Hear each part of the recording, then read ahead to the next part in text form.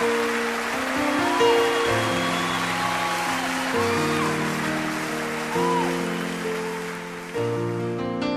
fui voluntario para mí, pero no es recomendable, ¿verdad?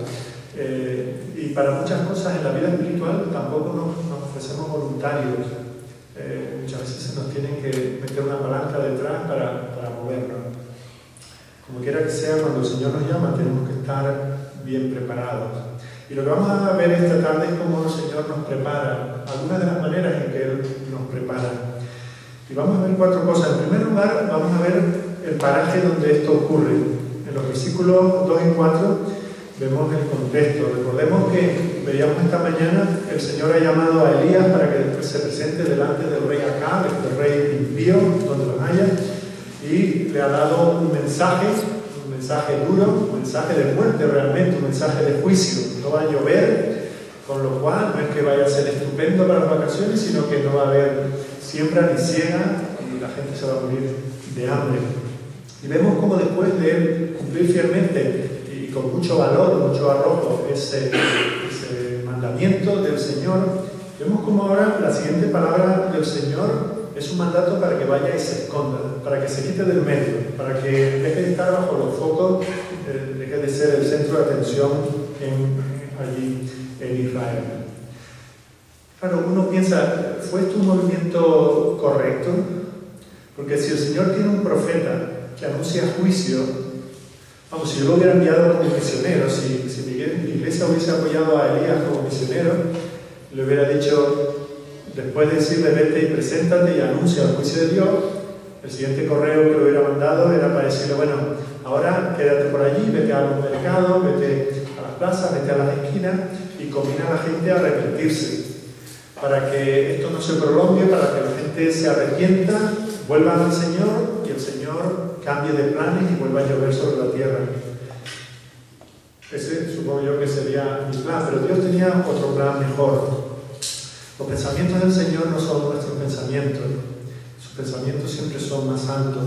Y Él quiere transformar a Elías. Fijaos cómo en este mismo capítulo Elías es transformado después de esta experiencia que acabamos de leer. Al principio, en el versículo 1, se habla de él como Elías tisbita. Cuando llegamos al versículo 24, se habla de Elías como el varón de Dios. Pues entre ser Elías el de un lugar, a ser Elías el varón de Dios, hay que pasar por experiencias semejantes a las que pasa este hombre.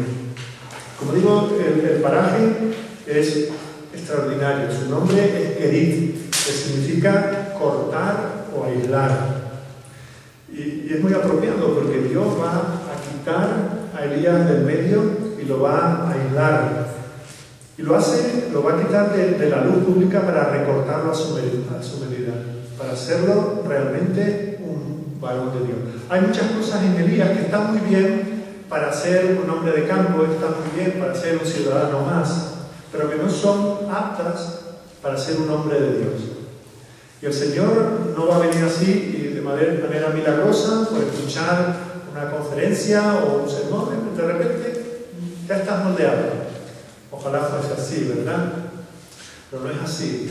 Se requiere tiempo, se requiere presión para que esto ocurra. Y eso es lo que el Señor le va a dar aquí a Elías. Una de las lecciones más difíciles de aprender para un hijo de Dios es que Dios nos tiene que enviar a un Kerit para quitar lo que sobra en nosotros y para poner en su lugar aquellas cosas que faltan para poder usarnos para su gloria.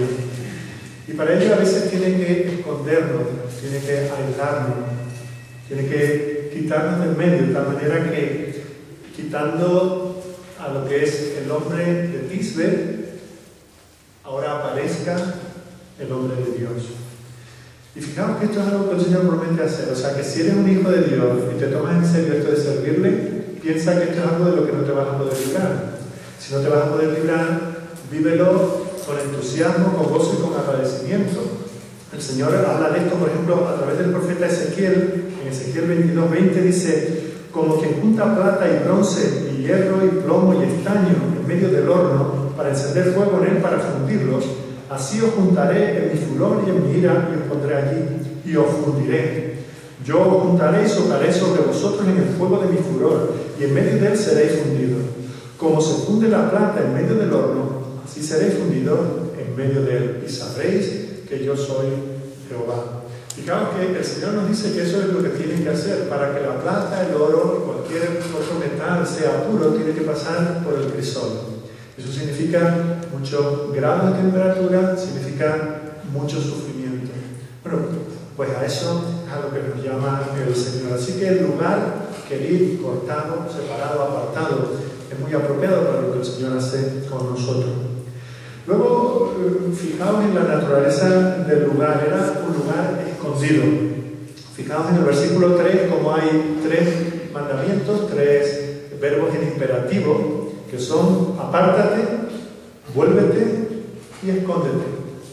Así que vemos que por su naturaleza, querid, un lugar duro y solitario. Elías ya no va a estar entrando en palacio para dar noticias de un tipo o de otro al rey. Ahora tiene que vivir solo con el Señor.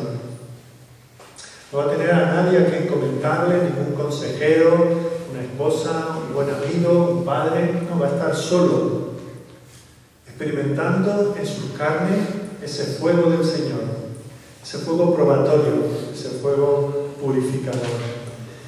Y creo que de todo lo que vamos a aprender este fin de semana, una de las cosas más importantes es esta. El Señor nos prepara mejor para su servicio a solas. Es en nuestro tiempo privado, lo llamamos de distintas maneras, nuestro tiempo devocional, nuestro tiempo de oración, nuestro tiempo a solas con el Señor. Cada uno tiene una manera de decirlo, nuestro tiempo secreto, nuestro aposento con el Señor, nuestro reservado. Bueno, pues es ahí donde el Señor nos pule y nos hace auténticos siervos suyos, lejos de la luz pública, en lugar apartado y escondido. Elías poco a poco se va transformando en un hombre de Dios. Aquí aprende a confiar sola absolutamente en el Señor. No tiene por allí un prica en cualquier esquina para ir a comprar comida.